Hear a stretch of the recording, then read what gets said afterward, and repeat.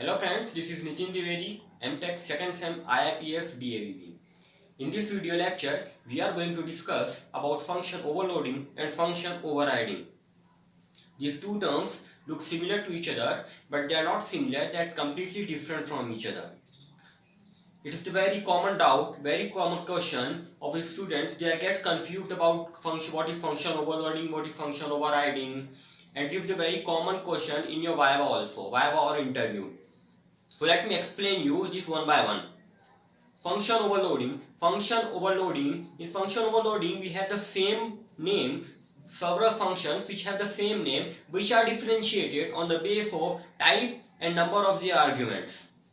I again repeat that in function overloading, there are several functions in the same class. In the same class, there are several functions which have the same name, same return type, that are differentiated on the basis of type and number of their arguments. For example, I have the function int multiply float a float b. Another function int multiply float a int b float c. So there are three functions of the same name, same return type, but have the different arguments. So at the compilation, at the compile time, the compiler will come to the main content, main function, and it will try to match the type and number of arguments we are going to have, and this all process is done at the compile time. So it is also called the compile time polymorphism. Why polymorphism? Because we are overloading the function name are same, and we are overloading that.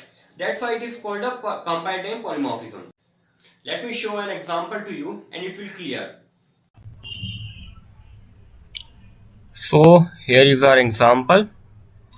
We have the function add nums with return type integer, and we have another, and in this the parameters of this function is integer and integer. Another function of the same name with the same return type, and two parameters are two, but you can see clearly that this is float and this is also float, and here we have integer. Function name is same, but the parameters data type is different. So these two functions are the example of function overloading. Now come to the main function. We have add nums 1, 2. Since 1 and 2 both are the integer, so the compiler will go to here this function and started executing this statement. Again, now it will come to this statement.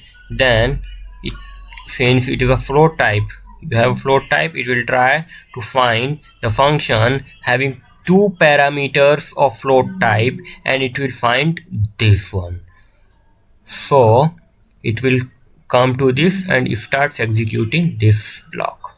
Again it will come, and now it will see that first parameter is float type and another parameter is integer type. So it will try to find the function having parameter float and int, and here as you can clearly see it will fail to find that, so it will show error. Got it? Hope you got the function overloading. Now we come to the function overriding. Actually function overriding needs an inheritance. In this function overriding, the name, function return type and number of argument, everything is same. These functions are in different classes.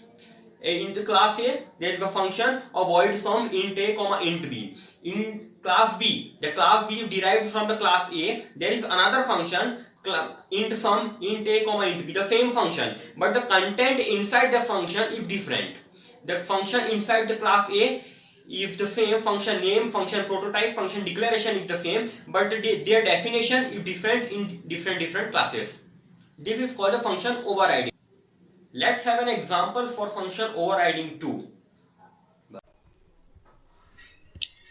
So before example, let's have a look on this. A function in child class overrides a function in parent class if they have the same name and type signature. Classes in which functions are defined must be in parent-child relationship. It means, you know it, inheritance. Parent-child relationship matlab inheritance.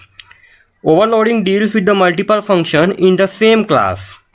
Overloading in the same class and with the same name but different signatures. And in overriding deals with two functions, one in parent class and one in child class, and they have the same signature. This is in the same class, this is in the different class, different signatures and same signatures. So let's have a look on this example program of function overriding. This is class base.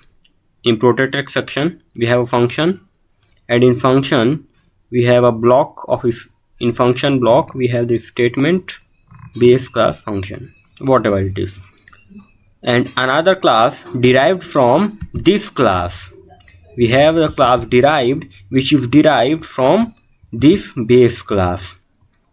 So in it we have the my function. That please note that this function name and this function name is same. Even the return type is also same. This is void,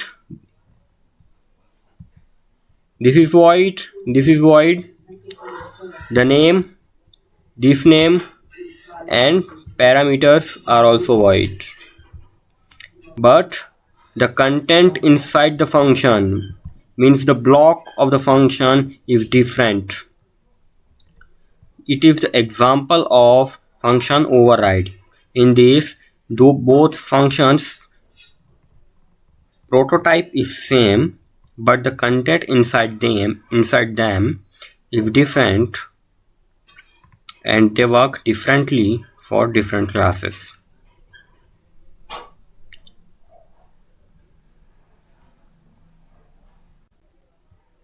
Here is the complete program. This is class A function void get data and something into this.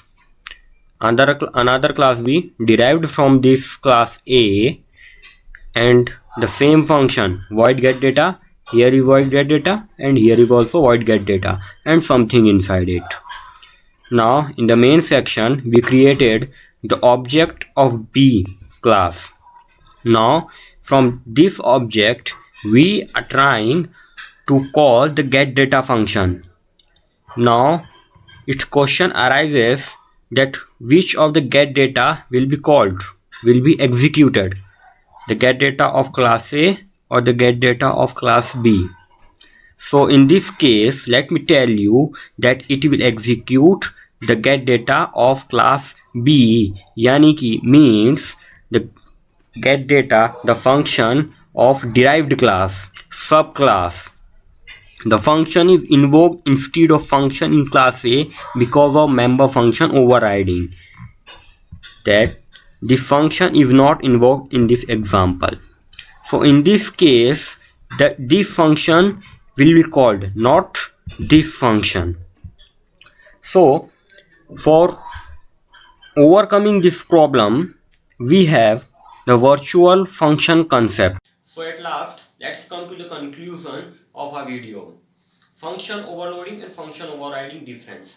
Function overloading needs a single class, function overriding needs multiple classes. Function overloading does not need an inheritance and function overriding needs an inheritance. Function overloading is the example of the compile time polymorphism, and the function overriding is the example of runtime polymorphism. Thank you and have a nice day.